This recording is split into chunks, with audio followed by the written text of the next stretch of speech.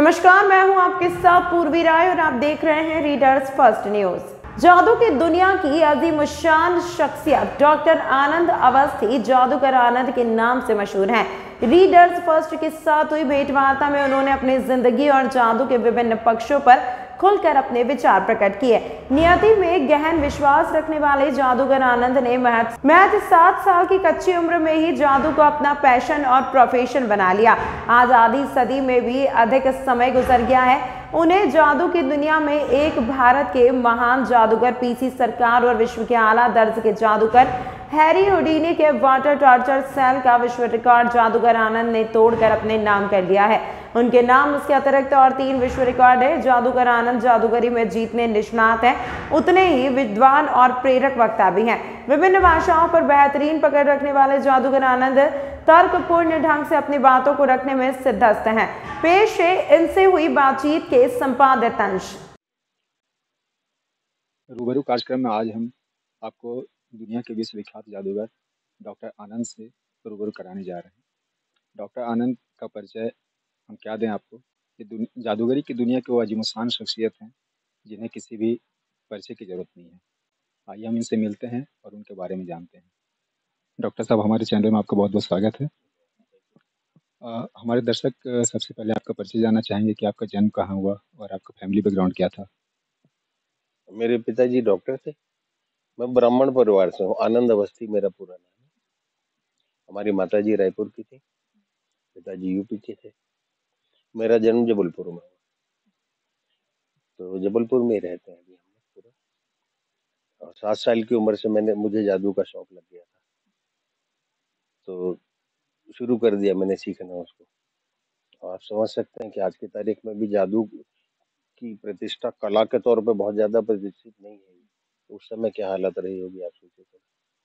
और मैं एक ही लड़का परिवार में, तो उनको ऐसा लगा यार ये तो जादूगर बन रहा है, यानी डाकू टाइप का बन रहा है, कुछ ऐसा एकदम निम्न स्तरीय कुछ उसमें जा रहा है, बिगड़ गया, इससे ऐसा तो पैदा ही नहीं होता टाइप का था पूरा। ऐसा तब तक हुआ जब तक लोग उससे जानते थे कि उनका बेटा है। फिर कुछ समय बाद ये आया जब उनका परिचय ऐसे होने लगा कि ये उनके पिताजी, तब उनको लगा कि दिशा गलत नहीं है। और मैं तो सोचता हूँ लाइफ में जिसको भी ऐसा लगे, देखिए हर किसी में कुछ शारीरिक प्राकृतिक संभावनाएं होती हैं जिनको हम विकसित नहीं कर पाते हैं, तो उन्हीं को यदि विकसित किया जाए जो हमारी है, जो हम चाहते हैं लाइफ में। मैं तो कहता हूँ कि यदि आपको ये लगता है कि साहब भिखमंगा बनना है, मुझे करियर में यही रहना है, कोई प्रॉब्लम नहीं। बढ़िया अच्छा आप एजुकेशन लीजिए, भाषाओं पे अच्छा अधिकार रखिए, साफ सुथरा फर्स्ट क्लास सूट पहनिए, एक चमकदार कार लेके आप चौराहे पे जाइए, वहां पे खड़े होकर भीख मांगिए। और 5 रुपए देने में भी अगले को शर्म आएगी। उस न कोई भी काम छोटा नहीं, मैं आपसे ये कहना चाह रहा हूँ, बशर्ते आप उसमें एक्सेलेंस क्रिएट करें। कोई मोची बनना चाहता है तो बने ना, क्या दिक्कत, लेकिन उसमें एक्सेलेंस क्रिएट करें। एक पान वाला है इंदौर का, मध्य प्रदेश, उसने कारपोरेट स्टाइल से पान की दुकानें खोल दी सब तरफ, और वो लाखों रुपए टैक्स टैक्स इनकम टैक्स देता है। बड़े यूनिफॉर्म में कारपोरेट टाइप के पान लगाने वाले, कत्था लगाने वाले, उनके सब रहते हैं। अब ऐसे कोई बोले, मान लीजिए आपका बेटा आपसे बोले साहब लाइफ में मेरा एम्बिशन है कि मैं पनवाड़ी बनना चाहता हूँ, तो आप कितना अप्रिशिएट करोगे? नहीं करेंगे, लेकिन उसको जब देखोगे तो आप अप्रिशिएट करोगे ना। हाँ यार, ये तो हाँ, तो खाली काम कोई वो छोटा नहीं होता है। आप यदि सही ढंग से अनोखे तरीके से करते हैं, उसमें एक्सेलेंस क्रिएट करता है, तो बड़ा हो जाता है। जादूगरी के क्षेत्र में आपके गुरु कौन रहे या सेल्फ इंक्लेशन रहा हो आपका? जादूगरी में तो मुझे कोई गुरु नहीं मिला, लेकिन हिप्नोटिज्म मुझे ओशो यानी रजनीश जी ने ज्ञान दिया था मुझे। उसका लगातार करीब 8-9 साल तक, बचपन में ही। बाकी जादू का मेरा कोई गुरु नहीं। और मैं सोचता हूँ अच्छा ही हुआ कि नहीं है, तो खुला आसमान मिला, इसीलिए मैं भी किसी का गुरु नहीं बनता कि उसको भी खुला आसमान मिले। ऐसा नहीं कि मैं उसको विकसित होने से रोकना चाहता हूँ, नहीं तो मैं मैजिक एकेडमी बनाने की बात क्यों कर। मैं तो चाहता हूँ सब बहुत अगली पीढ़ी हमारी बहुत अच्छे से सीखे उसको, जाने उसको। हमारी सांस्कृतिक विरासत है, खत्म हो रही है, नहीं होना चाहिए। वो तो तभी होगा ना जब बहुत सारे लोग इसमें इन्वॉल्व होंगे। जादूगर आनंद पहले आनंद अवस्थी रहे, तो आनंद अवस्थी से जादूगर आनंद का सफर आपका कैसा रहा? कुछ नहीं, वो धीरे धीरे जैसे जादू को दिखाते रहे, तो फिर यदि किसी से बात हुई, कौन है आप? जी आनंद अवस्थी। कौन आनंद अवस्थी? ऐसा कई बार हो गया। तो फिर वो बोले कौन है आप? जादूगर। अच्छा हाँ जादूगर, आइए आइए। तो मतलब परिचय थोड़ा सटीक हो गया, टू द पॉइंट हो गया। ये स्वतंत्र अस्तित्व आपका कब से हुआ, मतलब? मेरा तो ख्याल है काफी समय से हो गया है, करीब 60 साल हो गए। हम लोगों ने ये सुना है कि अपने अपने करियर में अभी तक 4 वर्ल्ड रिकॉर्ड बनाए हैं, तो उसके बारे में हमारे दर्शकों को थोड़ा बताइए। एक 1970 में बनाया था मैंने, उसको अंडर वाटर एस्केप बोलते हैं। हैरी हुडनी का नाम आप लोगों ने सुना होगा, उन्होंने पहले वर्ल्ड रिकॉर्ड बनाया था। 90 सेकंड। उसमें क्या होता है कि हाथों में हथकड़ी लगा के बॉक्स में डाल के बड़े बड़े ताले लगा के समंदर में या नदी में फेंक दिया जाता है। उसमें से जादूगर बाहर आता है निकल के। और ऐसा नहीं कि बक्सा तोड़ के और वो हथकड़ी काट के, वैसा नहीं। उनको वापस निकाल के चेक किया जाता है कि सब कुछ यथावत है कि नहीं। इसको अंडर वाटर एस्केप बोलते हैं टेक्निकल लैंग्वेज में जादू की। दुनिया में बहुत कम लोग हैं जिन्होंने ये किया है, और जो नहीं करते हुए जिनकी मौत हो गई वो बहुत सारे लोग हैं। एक तूफान फिल्म आई थी, आपको ध्यान है? उसमें अमिताभ बच्चन के फादर फरहान साहब बने थे, उनकी डेथ हो जाती है यही अंडर वाटर एस्केप को दिखाने के। उसमें वो डायलॉग भी है कि दुनिया में 3-4 लोग ही ऐसे हैं जो इसको सक्सेसफुली कर पाए। बहुत सारे हुए हैं, बहुत सारे हुए हैं। भारतीय जादूगर जो आप बोल रहे हो कोलकाता में खत्म हुआ है अभी रिसेंटली, बहुत ज्यादा समय नहीं हुआ है उसके। हाँ, हम्म। तो उनका 90 सेकंड का वो था। पीछे सरकार ने फिर इनका रिकॉर्ड तोड़ा है रिउडनी का, तो उनको पानी से बाहर आने में 70 सेकंड लगे, 70 सेकंड। 1970 में मैंने जबलपुर में किया था, नर्मदा नदी में, तो मुझे पानी से बाहर आने में 40 सेकंड लगे। तो वर्ल्ड रिकॉर्ड हो गया, और वो अभी भी कायम है। अगले साल 1971 में मैंने आंखों पे पट्टी बांध के मोटरसाइकिल चलाई थी इंदौर से भोपाल तक 3 घंटे में, वो भी वर्ल्ड रिकॉर्ड हो गया। 2 हो गए। उसी साल मैंने टेलीपैथी का एक वो किया था, भोपाल मीडिया और जबलपुर मीडिया के बीच में बैठ के टेलीपैथी की एक्सपेरिमेंट्स किए गए थे। उसका डिस्टेंस था करीब 300 किलोमीटर। टेलीपैथी में काउंट करता है कि आप कितनी दूर तक थ्रो कर पा रहे हैं अपने थॉट्स को। वो एक वर्ल्ड रिकॉर्ड हो गया। चौथा अपने आप बन गया, क्योंकि मैं बचपन से बहुत जल्दी शुरू कर दिया था, इसलिए मेरे जीवन में करीब 36,000 से ज्यादा शो हो गए। तो नंबर ऑफ शोज का एक वर्ल्ड रिकॉर्ड बन गया। इत्तेफाक ही है, इसके पीछे मेरी चेष्टाएं नहीं थी कि मुझे ये चाहिए वो चाहिए, इसलिए मैं कर रहा हूँ। हाँ। आप अपने करियर में ओशो जैसे जीनियस से भी मिले, तो हम ये जानना चाहेंगे कि उनका आपके व्यक्तित्व पर कितना प्रभाव पड़ा? मुझे नहीं पता कि अनजाने तौर पे यानी अननोइंगली कितना, लेकिन वो फर्क तो पड़ता है। तो हो सकता है मैं मेरे समझाने का तरीका थोड़ा ज्यादा सुलझा हुआ हो गया हो। जी।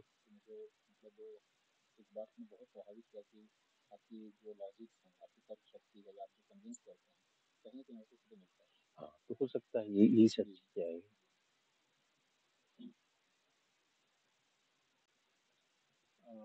ओशो के संपर्क में भी रहे और अध्यात्म की तरफ भी आपका स्वाभाविक रुझान है, तो हम आपसे ये जानना चाहेंगे कि बीइंग ए मैजिशियन, जादू और अध्यात्म में क्या फ़र्क आप महसूस करते हैं?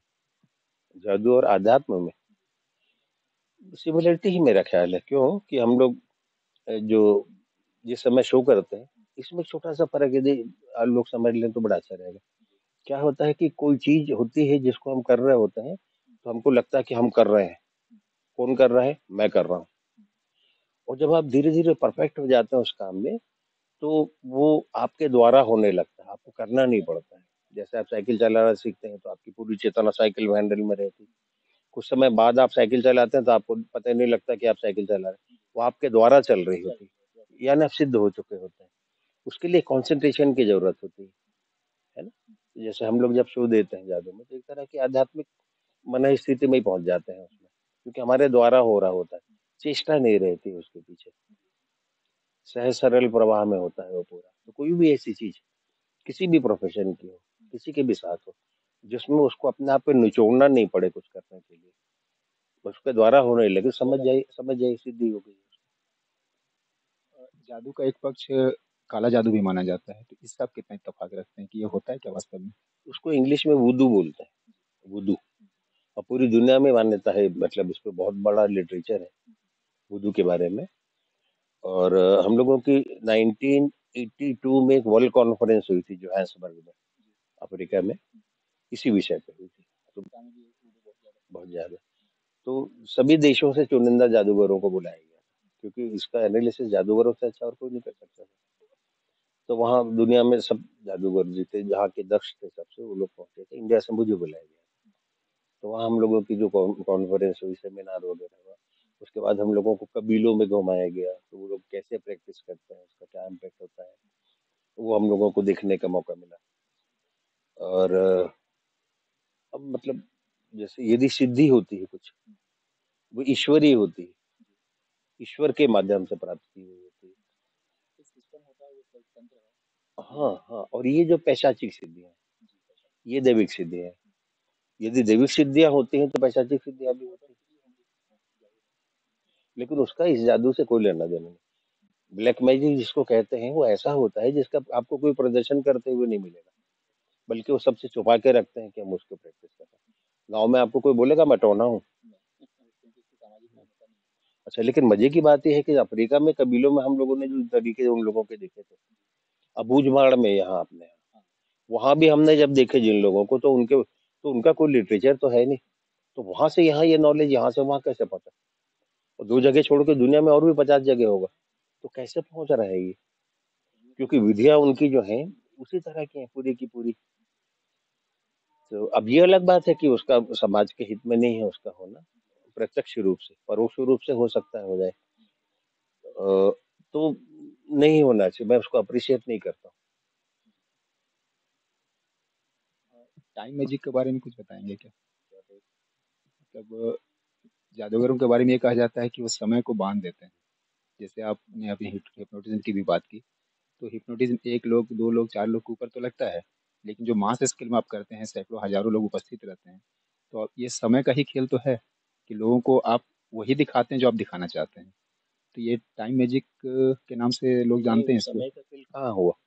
वो तो एक परफेक्शन है किसी चीज का। कई बार आप किसी को, जादू नहीं है वो, परफेक्शन है वो। जैसे कई बार आप रविशंकर को सितार बजाते हुए प्रत्यक्ष आप देखिए, वीडियो देखना अलग बात है, प्रत्यक्ष आप देखिए। और बहुत सारी ऐसी रोचक चीजें होती हैं जिसमें आपको समय का पता ही नहीं लगता। तो उनको जादू थोड़ी आता है। उनकी दक्षता या प्रवीणता अपने काम में इतनी अद्भुत है कि आपको समय का नहीं पता लगता है। तो अब ये समय बंद गया, अरे 2 घंटे हो गए, 2.5 घंटे हो गए, हमको तो लगा ही नहीं यार 2.5 घंटे हो गए। तो मतलब ये परफेक्शन का मिरेकल है ये। सीधे जादू से उसका कोई संबंध नहीं है। हाँ, आपने सवेरे प्रेस प्रेस कॉन्फ्रेंस में ये बताया था कि जादू को आप सामाजिक जागरूकता के माध्यम मानते हैं, तो उसको आप कैसे एक्सप्लेन करते हैं? नहीं, मेरा मेरा जो जादू है ना, उसमें मैं जिन जिन चीजों के लिए मुझे लगता है कि मुझे अपने दर्शकों को जागरूक करना चाहिए, मैं उन चीजों को उसमें डालता हूँ। और लोग मनोरंजन के लिए अपना परिवार लेके इतने खर्च करके आते हैं समय बिताने के लिए, पिछले हफ्ते की उनकी जितनी डिस्कशन है वो सब खत्म हो जाए, अगले वीक के लिए रिचार्ज हो जाए। अब यहाँ पता लगे मैं पाठशाला खोल लूंगा तो भाग जाएंगे।